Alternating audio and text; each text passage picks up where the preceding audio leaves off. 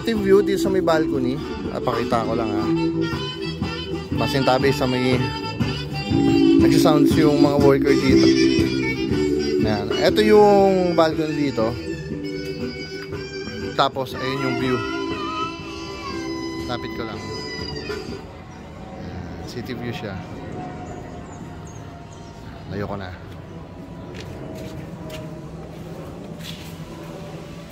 Okay. Ito yung pinakang ano ba, view deck nyo. Ito. Tapos merong natingin ko ano lang dito, powder room lang to.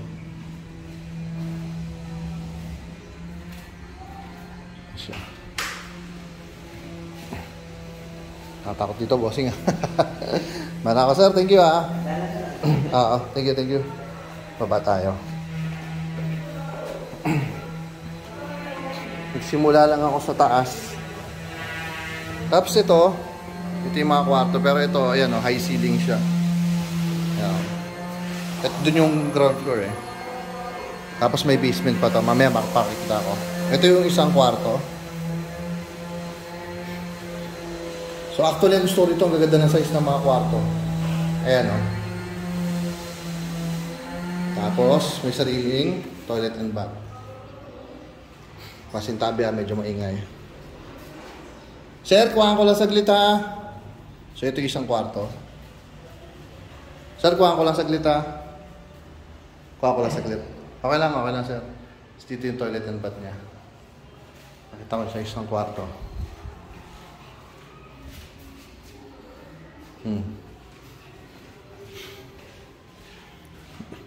Ilan na? 2 bedrooms na dito. Tapos ito yung I think master bedroom to.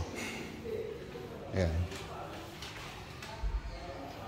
Uy, may nakita akong split type na aircon. Tingin ko, sama na yan. Tapos, meron siyang it na balcony. Ayan, may view pa rin. Pakita ko rin yung view. Ganun din. Pakita ko yung space ng master bedroom. Ayan siya. Tapos dito merong walk-in closet, toilet and bath, and balcony rin. So dito yung walk-in closet. Dito yung CR, toilet and bath, no? Tapos merong balcony rin dito sa side na to. Ito naman yung view niya dito. O diba? Greeny. Yan. Again, yung space ng master bedroom. Baba tayo. Sorry, makalat. Ingat. Baba tayo sa ground floor. Sir, kuhaan ko lang saglit ha. Thank you. So, ito yung floor to ceiling kanina. Ayan o. Ay, ceiling ground floor.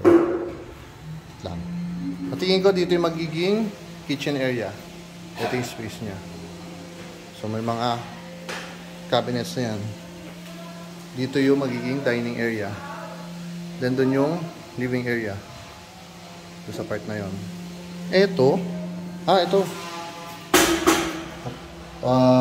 I think toilet and bath to. Check na lang mo sa floor plan. Tapos paikot, meron siyang terrace to. Paikot siya. Gandun.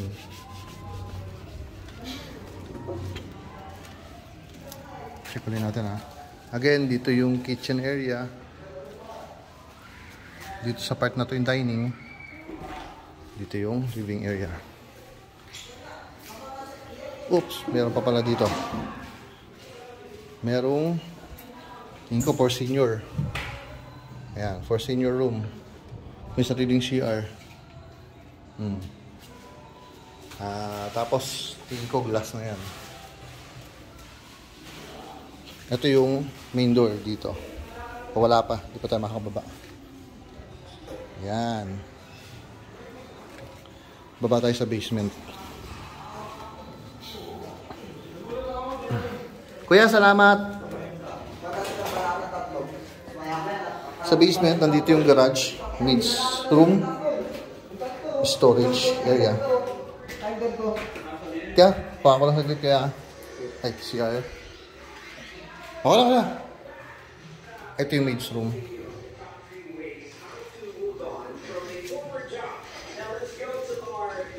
Laki ng garahe, no? 4. Ito yung service area. Sa part na to. 4 na kuya, no? Garahe. Ang garahe, good for 4 SUVs. Tapos dito yung storage room, no kuya? Storage area, yan. Ito. Yan, punta tayo sa labas. Nandito tayo sa labas. Pakita ko yung ayan. Kung di pa makita ngayon, papakita ko na lang yung perspective.